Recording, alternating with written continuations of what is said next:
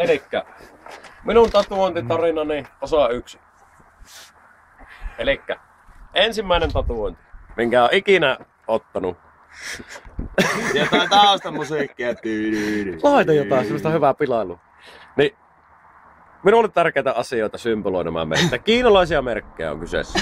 Ja ensimmäinen on perhe. Tosi tärkeä, niin kuin teillekin. Family.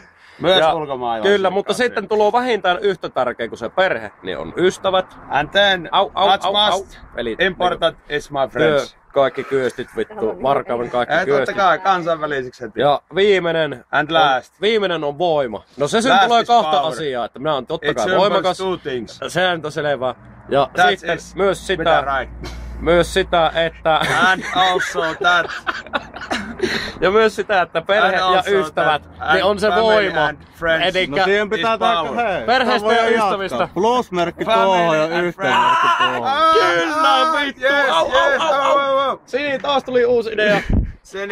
Plusmerkki tuohon ja on-merkki tuohon, niin kaikki tajuaa, että se tarkoittaa sitä. Minun ei tarvii selittää tuota, ne ei ikinä vittu. Yes! Yes! Yes! Hyvä. Siinäkö oli Mut siinä oli